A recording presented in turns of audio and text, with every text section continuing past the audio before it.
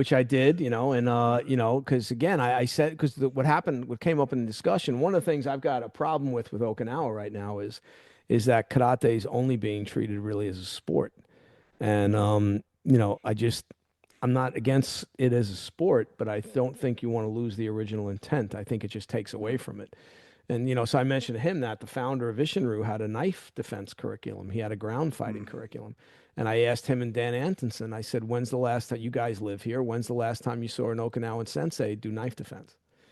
mm, And they looked at each other and they said, never. And I said, when's the last time you saw an Okinawan sensei do ground fighting? And they said, mm, never. I said, okay, right. And so James goes, well, it's very safe here. I said, I understand that, but Okinawans don't travel. mm, Like you're not going to travel somewhere where maybe it's not as safe, right? mm, So that was my thing, and that's when he said, oh, I'd love to learn your knife defense techniques, and I says, oh well, so initially I said, well, I can meet you here tomorrow morning. He goes, well, I have an adult class tonight. Would you mind sticking around and teaching it? I said, sure, I'll do that. So I did. I think it was an hour and a half or 2 hours, and mm, I didn't cover that much. I mean, it's mm, all the various attacks you see. I mean, when you're a cop, you learn quickly that some of the people's approach to knife defense is kind of silly. mm. Like, I don't know if you've ever seen the old Jim Carrey skit from In Living Yes, Color.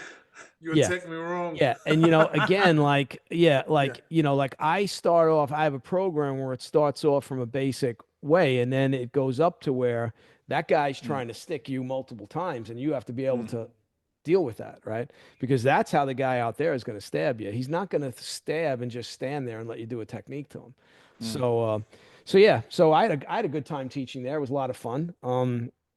His dojo's great.